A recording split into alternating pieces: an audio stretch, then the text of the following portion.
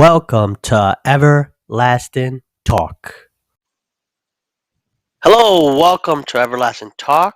This is your host Ever. Before we continue, make sure to check out our Teespring store for merch like shirts and other things to support our podcast and for to buy equipment and stuff like that.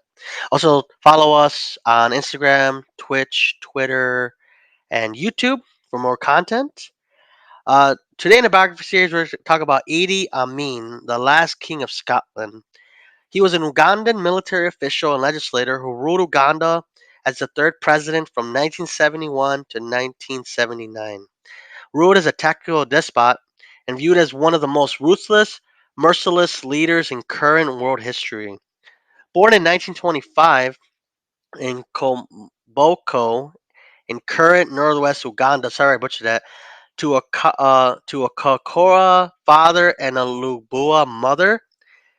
In 1946, joined the Lords of Rifle or Cars as part of the EPAF, eventually as a lieutenant against Somali radicals and the Mau uprising.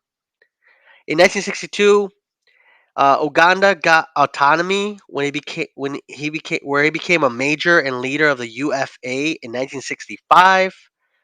Um, Knowing President Obite was going to arrest him, he overthrew the government in 1971 and proclaimed himself president.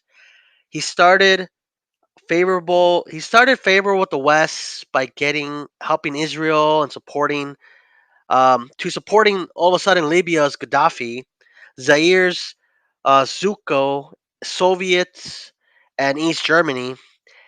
So it kind of like went a shift from like, okay, we're gonna help Israel to like now going to these other military governments, all these governments as well. In 1972, he would uh, actually go ahead and oust many of this Asian population, blame them for the country's misfortunes, like the economy and other things as well. So it started doing segregation and other things like that. Um, India would eventually end diplomatic relations with them, as many of those Asians were from India. So it feels like he was definitely targeting them by taking over their businesses, you know, then forcing them to leave by a certain time. And in 1977, the UK broke off the relationship with Uganda based on the same thing. He boasted he beat England, champions of the English. So he became he changed his title to champion of the English Empire, the last king of Scotland. With increased turmoil against ethnic groups and political protesters, it started taking a little, started taking a toll on him. So to alleviate that, in 1978 he invaded Tanzania, but the Tanzanian government was not having it, and they actually attacked Uganda, eventually capturing Kampala in 1979 and expelling Idi Amin from power. Uh, he was banished, and then he went to Libya, then Iraq, then Saudi Arabia, where he resided until his death on August 16, 2003, from kidney failure. Um, yeah, he was pretty ruthless. I mean, yeah, he pretty much, people said he was a cannibal. He's also remembered for denials of basic freedoms, including political suppression, ethnic mistreatment, um, you know, executions and other types of killings, as well as nepotism and gross monetary fumble of Ugandan money. So he would just like spend money like no other. According to eyewitnesses and civil liberty groups, his regime killed over 100,000 to 500,000 people. There's no actual real number on that. So nobody really knows how much people actually got killed in his 8-year reign. Um, he had many nicknames, so they would. So he pretty much like did all these things, So he has so many nicknames. Obviously, last king of Scotland. That's what he called himself. He called himself the champion of the English Empire.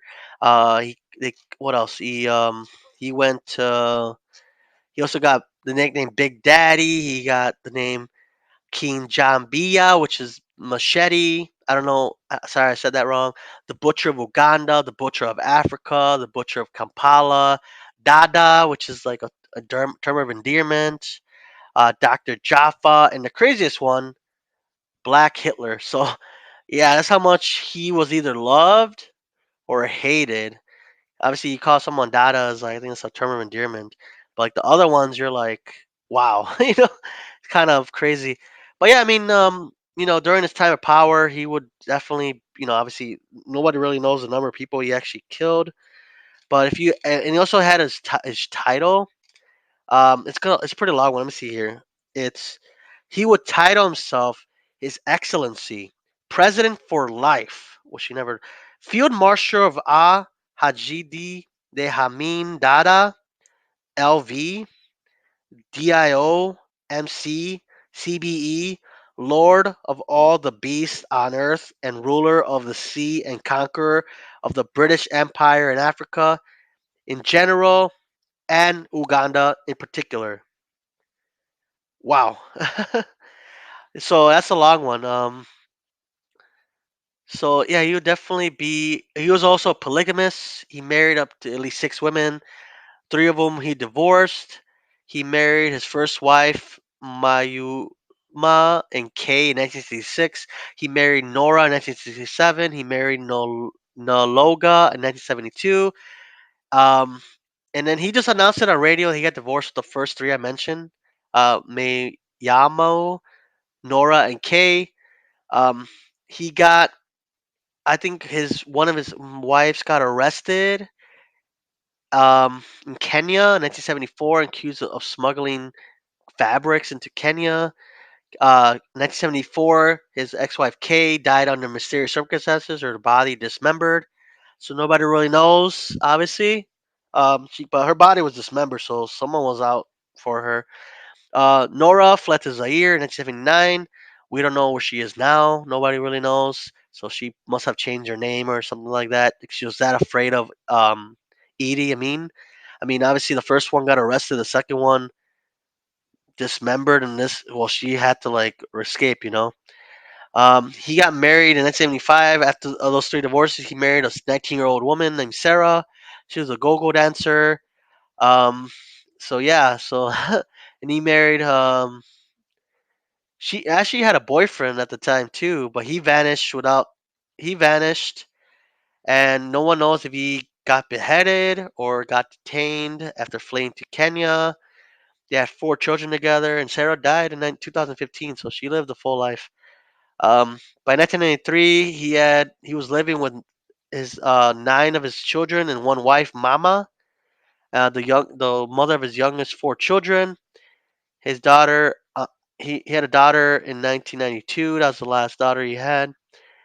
He said he got married again before he died in 2003. So that many say that it's about many 60 children. So yeah, he went around. So officially, it looks like unofficially he had officially set 40 children and seven official wives. No one knows the real number of that. But yeah, I mean, sometimes he was, um, it depends who you ask. People love him because he made Uganda a powerful force to reckon with. Um, let's see what else. I do recommend books and audios. Obviously, have you seen There's a book called The Last King of Scotland, 1998. It focuses on Idi Amin's Uganda through the eyes of a Scottish medical student. And also, there's a movie. If you don't want to read the book, there's a movie where Forrest Whitaker portrays him in 2016. You can find that on whatever streaming service you have. Whitaker won actually leading actor award for that role. The Golden Globes, Screen Actor Guilds, the BAFTAs. That so if you want to like go watch a good movie, that's a good movie there. There's also a he actually there's called the Collective Broadcast of Idi Amin, which is hosted by the comedian John Bird. It's satirical, so it talks about him being, very popular. It's say 12 weeks in the charts. I don't know how. There's the Rise and Fall of Idi Amin, 1981, is a Kenyan film based on the regime of Idi Amin. I don't know how that's 1981. Oh yeah, because 79. Um, it popularized the rumors of his mutilation of his wives, one of his wives. There's also there was a role in Mississippi Masala in 1991. It's a romance between African man and an Asian woman following Amin's expulsion of Asians from Uganda. There's many other people saying there's a lot of rumors, but there's rumors saying that he was a cannibal.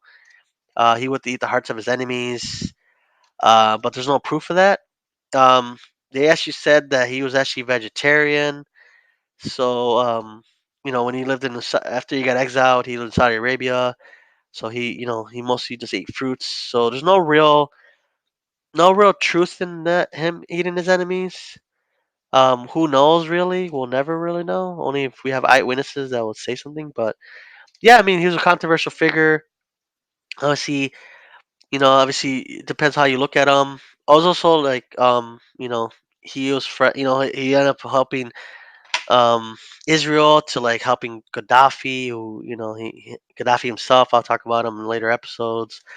But yeah, I mean, yeah. So that's definitely who Iman Amin is. Obviously, like I said, everybody do your own research on him. You have your own opinion about him. Watch the movies. Obviously, movies sometimes exaggerate things.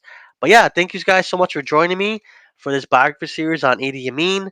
And make sure to follow us on our social medias at Everlasting Talk. And make sure to check out my Teespring store, get your merch. But yeah, thank you guys so much for joining me and have a great one. Bye. Thank you for listening to this episode of Everlasting Talk. For more content, follow us on Twitch, Twitter, YouTube, and Instagram at Everlasting Talk. Thank you.